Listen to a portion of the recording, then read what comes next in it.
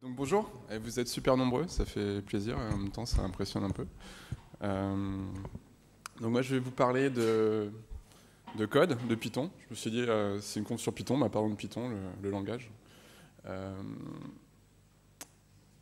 Moi ceux qui ne me connaissent pas, ça fait peut-être une douzaine d'années que je fais du Python, je ne sais plus trop exactement. Et ça fait une dizaine d'années que je suis dans le monde des startups. J'en ai cofondé, j'en ai accompagné. Et là, depuis 1 an et demi, je fais une activité de conseil principalement auprès de startups. Maintenant, enfin depuis quelques jours au sein d'une structure que je viens de créer qui s'appelle Pocket Sensei. Et sinon, je collabore avec l'accélérateur The Family, avec une casquette de hacker en résidence. Donc je conseille les jeunes projets, notamment sur les questions techniques. Voilà. La conf qui va suivre, en fait, j'ai tout pompé, je vous préviens tout de suite. C'est une conf faite par Raymond Ettinger à PyCon US cette année. J'y étais pas, mais je l'ai vu en vidéo. Donc, si vous voulez l'original, il est sur pyvideo.org. Si vous connaissez pas ce site, c'est super. Il y a tout un tas de vidéos de conf Python qui sont mises en ligne. Donc je recommande. Par contre, son talk faisait 48 minutes. Là, je vais essayer de le faire en 2 fois plus rapide.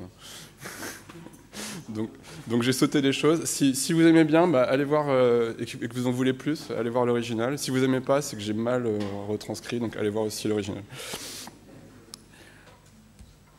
Du code plus beau, c'est un sujet qui troll un petit peu. On me dit ouais, mais on s'en fout du code qui est beau, tant que ça marche. On peut troller aussi sur les langages. Il y a des langages qui sont beaux, des langages qui sont moches. Il y aura une conf, je ne sais plus à quel moment, mais Marc Chantreux va nous faire une petite conf pour nous montrer qu'on peut faire du code Perl qui est beau. Donc ça pourrait être dans la même thématique. Voilà, donc quelqu'un l'a challengé l'année dernière. Montre-nous du code Perl qui est beau. Et il a dit l'année prochaine, je reviens et je vous montre du code Perl qui est beau. Donc on va voir ça, on va voir ce qu'on va voir. Donc, code Perl beau, moi je connais pas. En Python, on va essayer.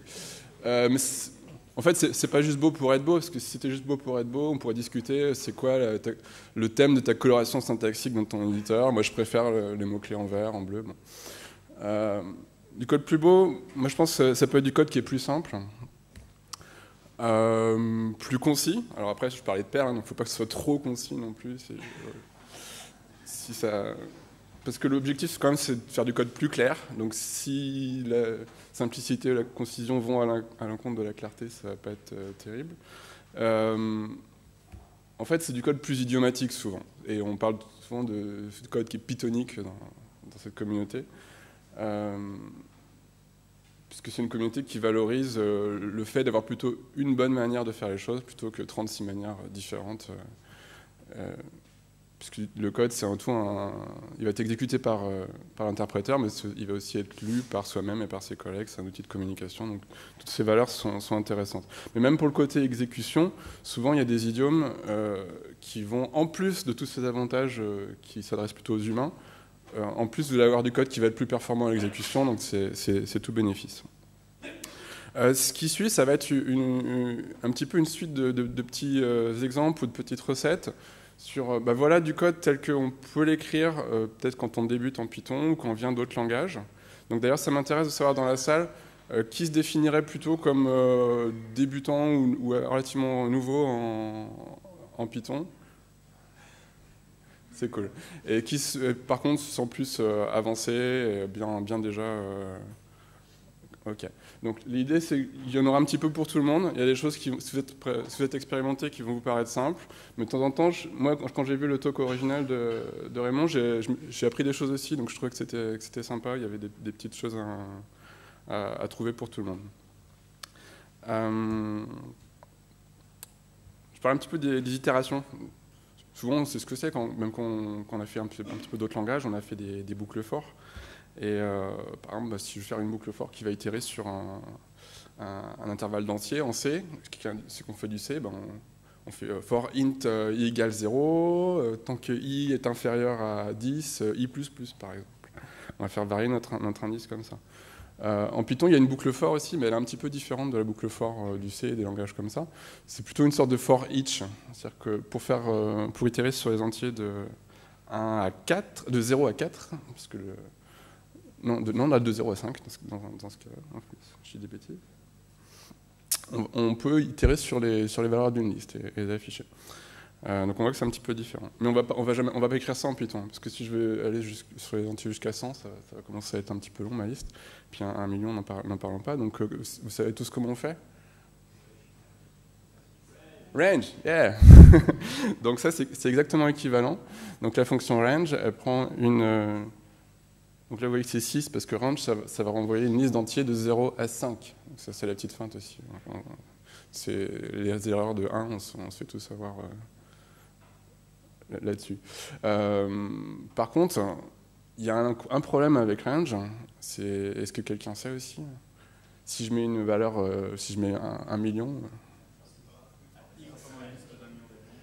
Ouais, en fait, ça va créer en mémoire la liste de 0 à 1 million, et ensuite, ça va itérer dessus.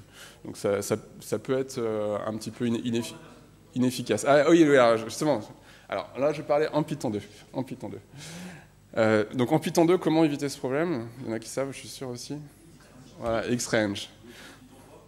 Non, mais quand on n'a pas l'opportunité d'utiliser Python 3, dans Python 2, il y a Xrange, donc qui est en fait un itérateur qui va vous produire au fur et à mesure de la boucle les valeurs sans jamais instancier en mémoire toute la liste.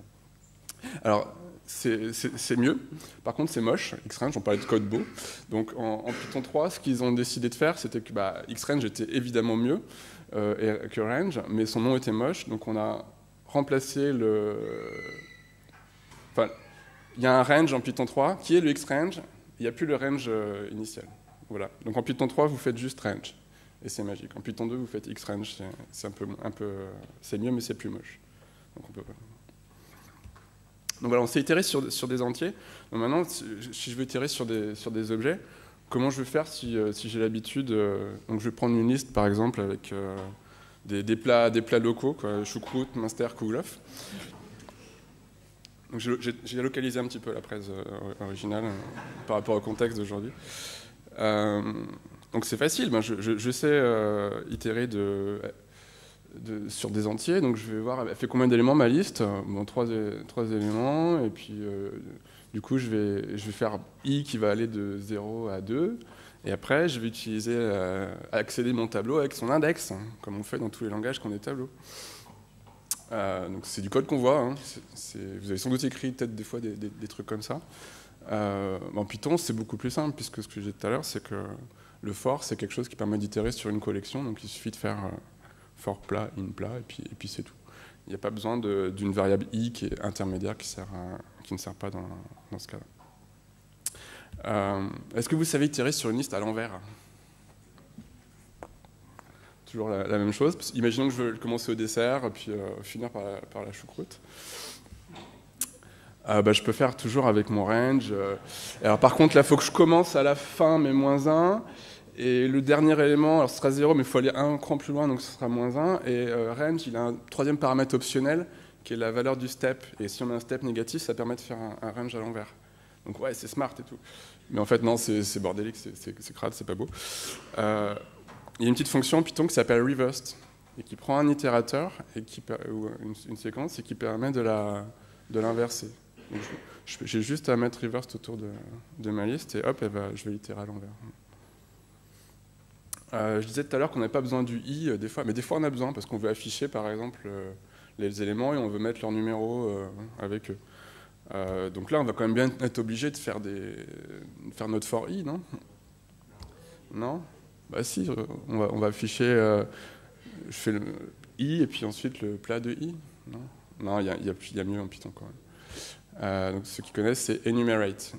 Enumerate, ça vous prend une séquence et ça va vous renvoyer des tuples index valeur de la séquence. Donc par défaut, ça commence à 0, mais si on veut commencer à 1, pour afficher des humains, par exemple, parce que les humains ils sont bizarres, ils comptent à partir de 1 et pas à partir de 0, on pourrait mettre enumerate plat et virgule start égale 1.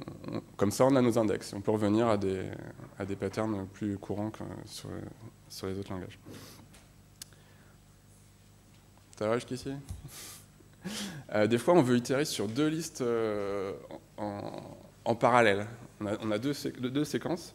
Par exemple, j'ai des vins aussi, parce que j'ai envie de boire un petit peu avec mes plats alsaciens. Et je voudrais afficher les couples 20 et plats. Bon, là, mes listes, elles ont la même longueur, mais peut-être qu'elles n'ont pas la même longueur. Donc, si je ne veux pas dépasser une des listes, je vais regarder la longueur des deux listes, je vais prendre le minimum, et puis ensuite, je vais itérer toujours avec mon i, et je vais afficher les couples de valeurs Riesling, Choucroute, Edelzwicker, Münster et Gewürztraminer Kuhloff. Il y a une petite fonction qui n'est pas forcément connue, je trouve, en Python, mais qui est connue, je pense, de ceux qui font des langages fonctionnels, qui est zip.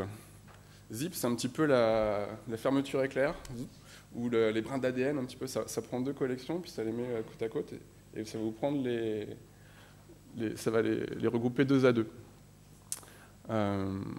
Donc la zip de 20 et plat, ça va être une liste de tuples, donc de paires, Riesling, Choucroute, puis ensuite Edelzwicker, Münster, et Gewürztraminer Kuhloff.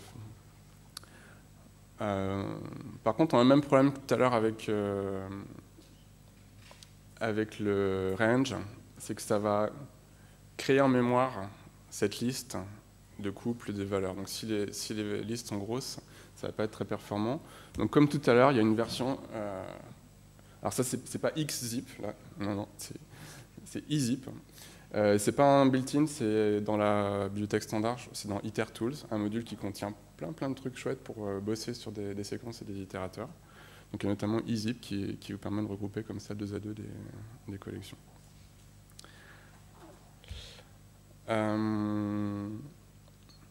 Voilà, c'est dans le module itertools. Alors des fois, je vais vouloir itérer sur une séquence, mais selon un tri. Donc par exemple, là, mes plats, je veux les trier. Donc par défaut, ce sera par ordre lexicographique ou alphabétique. Donc là, j'ai un truc tout simple en Python, c'est sorted. Ça prend une séquence et ça renvoie la séquence triée. Si je veux faire à l'envers, il y a un petit paramètre supplémentaire. Je pourrais faire reverse, mais sinon il y a une option, un argument reverse égale true, qui marche également. Mais qu'est-ce que je vais faire si je veux le trier selon autre chose que l'ordre de la comparaison par défaut? Par exemple, je voudrais trier selon le nombre de lettres de chaque mot. Une manière de faire, c'est un argument à la fonction sorted qui est CMP. Je peux passer une fonction de comparaison personnalisée. Une fonction de comparaison, c'est quelque chose qui va prendre 2 éléments et qui va renvoyer une valeur entière. Si les 2 éléments doivent être considérés comme égaux, on renvoie 0. Si le premier doit être considéré inférieur au deuxième, on renvoie une valeur négative. Et dans le troisième cas, on renvoie une valeur positive. Donc là, par exemple, j'implémente une fonction de comparaison basée sur la longueur des chaînes. Donc je dois faire len de C1, len de C2, etc. C'est une manière qui n'est pas forcément la plus jolie, parce que la fonction est un petit peu lourde à écrire. Et n'est pas forcément très efficace non plus. Parce que même si l'algorithme de tri est efficace, il va y avoir beaucoup de comparaisons à faire. Et pour chaque comparaison que je vais devoir faire, je vais devoir calculer la longueur de chaque chaîne. Donc ça fait beaucoup d'appels à la fonction len. Il y a une alternative qui est peut-être moins connue que la fonction de comparaison. C'est d'utiliser le paramètre key. Le paramètre key permet de passer une fonction paramètre qui va être appliquée à chacun des éléments à comparer. Mais donc, au lieu d'appeler la fonction à chaque comparaison, on va l'appeler une fois par élément. Donc là, il suffit de passer la fonction len, et il va l'appliquer à chaque élément de la liste, et il va comparer le résultat de ces fonctions-là. Donc, dans beaucoup de cas, ça permet d'avoir un code plus simple et plus performant. Donc, il y en a qui connaissaient le paramètre key sur le sort? Un petit peu quand même. Pas beaucoup. Hein. Ouais. Moi, je ne connaissais pas. Bon, voilà à peu près sur les trucs classiques sur les itérations. Un cas un peu plus particulier, c'est qu'on a des dictionnaires.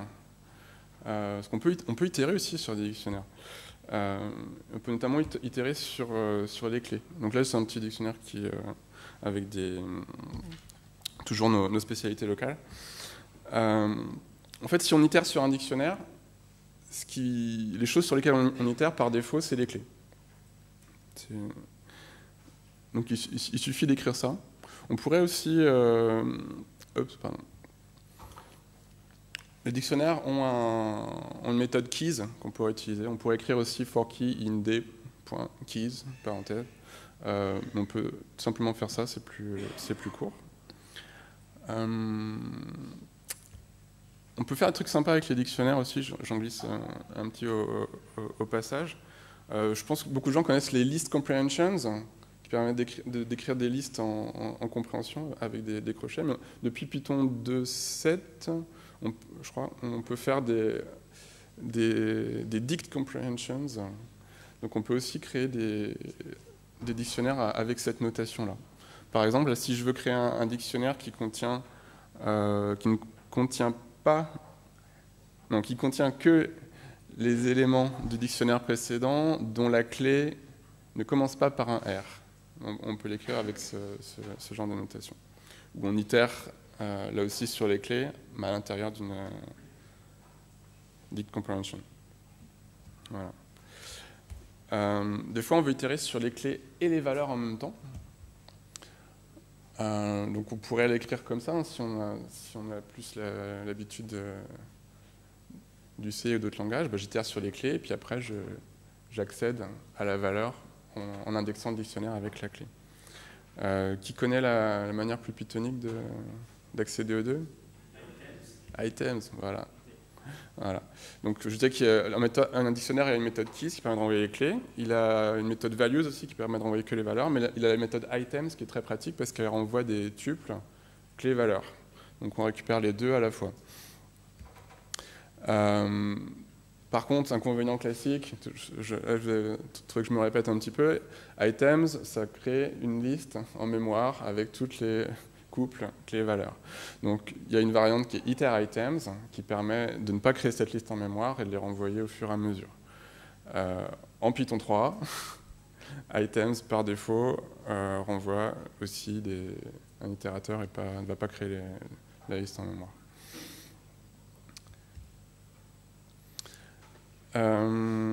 Donc vous avez vu qu'on peut créer des... Items, ça renvoie une liste de paires à partir d'un dictionnaire. On peut faire dans l'autre sens aussi. Je peux créer un dictionnaire à partir de paires d'objets. Donc par exemple, là j'ai mes deux listes. Je peux utiliser izip qu'on a vu tout à l'heure pour les regrouper ensemble. Ça va me faire une liste avec une liste de couples vin et plat.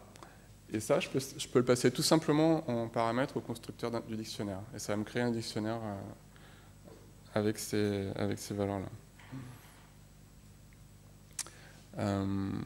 Ou pareil, si je veux faire avec des index, je peux utiliser le enumerate qu'on a vu tout à l'heure et le passer en paramètre. Donc vous voyez, c'est des petites briques qui se composent assez bien. Un petit truc qu'on fait souvent avec des dictionnaires. On va compter des choses. Par exemple, je voudrais compter combien il y a de choucroute, de minster, enfin combien il y a de chaque plat. Par exemple, si je vous demande tout ce que vous voulez manger ce soir et qu'on doit faire un petit récap à la fin, on va compter. C'est assez facile comme algo pour compter. Je vais créer un dictionnaire vide, je vais itérer sur les plats, je regarde si j'ai déjà la clé dans mon dictionnaire ou pas. Si je ne l'ai pas, je l'ajoute et je mets un compteur à 0. Et puis ensuite, j'incrémente mon compteur pour dire j'ai observé une instance supplémentaire de ce plat. Et à la fin, j'ai un joli dictionnaire avec comme clé les plats et comme valeur les comptes. Il y a une manière plus pythonique, plus concise, plus élégante de faire ça grâce à un module de la bibliothèque standard. Qui c'est qui connaît? Ouais, il y a Counter qui est plus récent, mais celui qui est plus ancien, c'est Default Dict. Un Counter est arrivé après, c'est une spécialisation, on va dire, du Default Dict avec quelques helpers, quelques méthodes en plus. Default dict, ça permet de se passer du côté je regarde est-ce que la clé est déjà là ou pas, et si elle n'est pas là, je l'ajoute avec une valeur par défaut. Là, il va s'occuper automatiquement pour nous de cette partie-là. Donc j'ai juste à exprimer mon algorithme qui est j'itère sur ma liste et j'incrémente mon compteur. Et effectivement, si vous ne connaissez pas Counter, regardez-le aussi dans les versions récentes de Python. Je ne sais pas s'il est en Python 2.7 ou il est peut-être qu'en Python 3.3. Je ne sais plus. Quelques petits trucs sur faire du code clair. Un truc chouette en Python, c'est on a des keyword arguments sur les fonctions, des arguments nommés avec des mots-clés. C'est vachement plus clair que des arguments positionnels. Par exemple, si j'ai une bibliothèque qui me permet de faire un search sur Twitter et que je fais un appel comme ça, je fais un search du hashtag pic.fr false 20 true. Ça vous paraît clair ce que ça fait, l'appel? Pas trop. Alors que si dans mon appel, je mets explicitement les noms des paramètres pour lesquels je passe des valeurs, bah, rien qu'en lisant l'appel de la fonction, j'ai une idée beaucoup plus claire de ce qui va se passer. Donc utilisez autant que possible les keyword arguments. En plus, si jamais vous changez l'ordre, vous rajoutez des paramètres dans votre fonction après, il y a plus de chances que ça continue à marcher quand vous faites comme ça. Ça, c'est sur le passage des paramètres. De l'autre côté, c'est qu'on retourne des valeurs. Donc, souvent, la plupart des fonctions retournent une valeur, mais des fois, on a envie de retourner plusieurs valeurs. Alors, soit dans des cas comme Olivier présentait sur la gestion des erreurs, on peut envoyer un petit peu comme en Go, un paramètre qui est succès ou pas, et puis un paramètre qui est la valeur dans le cas de succès, ou dans le cas d'erreur. En Python, l'idiome, pour renvoyer à plusieurs valeurs, ben, on va renvoyer un tuple. Et puis l'appelant, il s'occupe de récupérer ces petits au niveau du tuple. Mais si par exemple j'ai un module qui me renvoie comme ça un tuple 0 et 4, c'est pas forcément clair à quoi correspond chaque paramètre. Alors s'il me renvoie un truc qui ressemble à ça, qui est un tuple nommé, donc c'est dans la bibliothèque standard aussi, name tuple, donc collections, ça a l'avantage que son repre, sa représentation notamment dans le shell ou quand je débug, va m'expliciter le nom du type et le nom de chaque slot, on va dire, dans le tuple.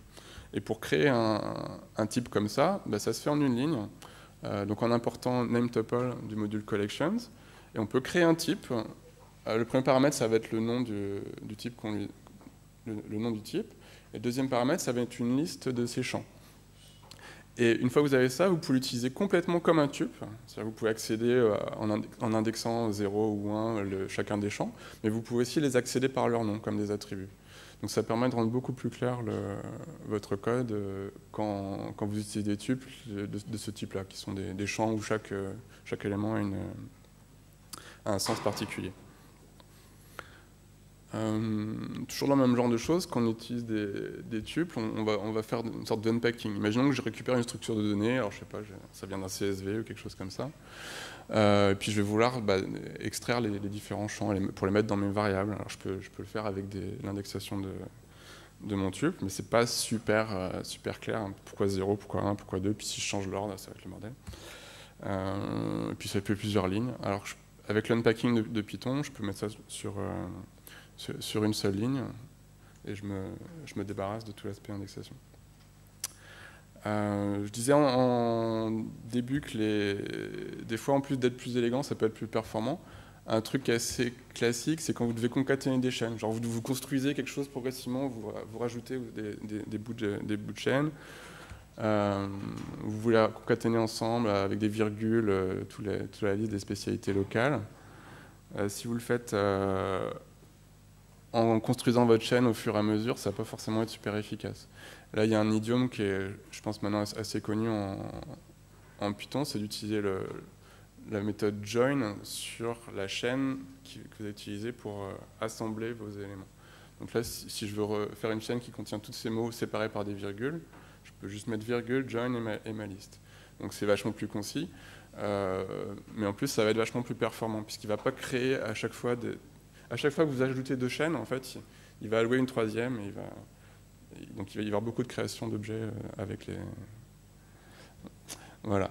Je pense qu'en timing, ça va être un petit peu short pour passer. Je vais skipper donc ce que j'avais prévu sur les décorateurs ou les context managers, mais c'est des outils qui permettent vraiment de factoriser de la logique du code, l'extraire par exemple sur des problématiques où vous voulez avoir un cache dans une fonction, plutôt que de mettre la logique de caching dans la fonction, vous pouvez l'extraire et la mettre dans un décorateur. Et du coup, le code de la fonction lui-même ne contient que la partie qui est de sa responsabilité et ce qu'elle essaie de faire. Et vous pouvez déporter la logique du cache dans un décorateur, et ce qui rend plus clair l'algorithme initial et ce qui rend ce décorateur réutilisable sur d'autres endroits. Les context managers, c'est vachement utile aussi pour... on voyait un peu ça dans des slides d'Olivier aussi tout à l'heure, quand vous devez ouvrir et fermer des fichiers, vous pouvez vous passer de ces idiomes try finally, ou avec, pareil pour des locks, quand vous devez acquérir et libérer des locks. Ça fait partie des idiomes Python qui vous permettent d'avoir du code très lisible et très clair. Et puis pour finir, des petits one-liners, pour clin d'œil au perleux qui aime bien les one-liners. Donc on peut faire des choses très concises en Python. Par exemple, si je veux la somme des carrés des entiers inférieurs à 10, bah, je peux faire ma grosse boucle for du début. Mais je peux utiliser une list comprehensions, donc quelque chose qui va créer la liste des entiers, enfin des i au carré pour i dans notre x-range qu'on avait vu au début. Ça, je pense que vous connaissez les list comprehensions pour beaucoup d'entre vous. La petite variante qui est juste en dessous, c'est les generator expressions. C'est exactement pareil, sauf que vous voyez, il n'y a pas les crochets. C'est-à-dire qu'il ne va pas créer en mémoire la liste de tous ces carrés des entiers avant de la passer ensuite à sum qui va la parcourir. Là, ça va être un itérateur. Donc les carrés des valeurs. Xrange va produire les valeurs à la demande. Notre generator expressions va produire les carrés des valeurs à la demande. Et sum va parcourir cette liste. Et à aucun moment, on aura créé une liste complète en mémoire. Et ça se lit très bien. Enfin, ce que je disais en français, ce serait, voilà, donne-moi la somme des carrés des entiers inférieurs à 10. Ça se lit à peu près dans le même ordre. Donc on peut faire des one-liners qui sont concis, qui sont performants et qui restent lisibles. Quand vous faites un one-liner qui commence où les lignes commencent à être très longues, par contre, ouais, modérez-vous et peut-être coupez-la en plusieurs lignes. Je vais m'arrêter là et si vous avez des questions, des remarques, des suggestions, la discussion est ouverte.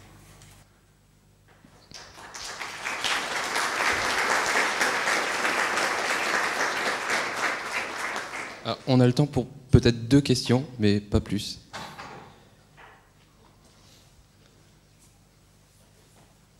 Okay.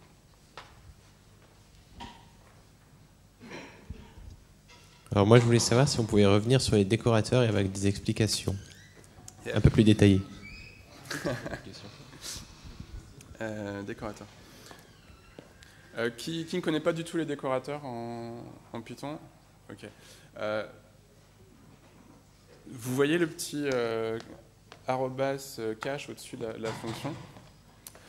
C'est une syntaxe qui va permettre, en gros, d'emballer la fonction dans une autre fonction qui va être appelée autour de celle-ci. Et donc vous allez pouvoir lui rajouter un petit peu du comportement.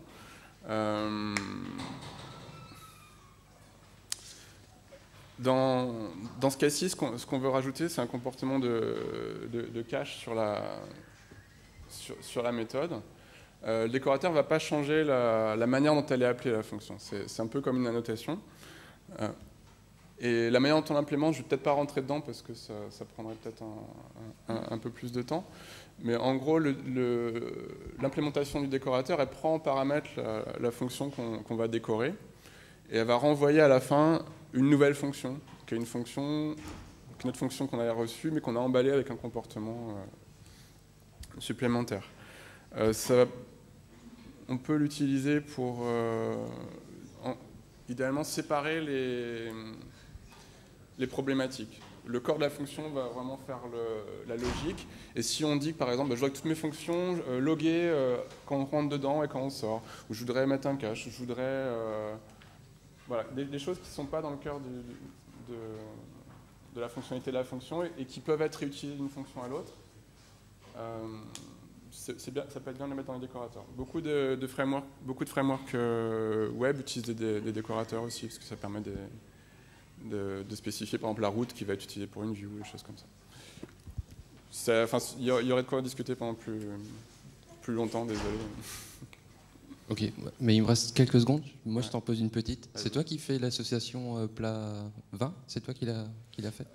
Je l'ai fait avec mes collègues Stéphane et Benjamin, avec qui je bosse chez Homelock et qui sont ouais, c'est pas mal. Et qui m'ont conseillé sur l'accord MEVAN. C'est pas mal du tout. Merci. Merci.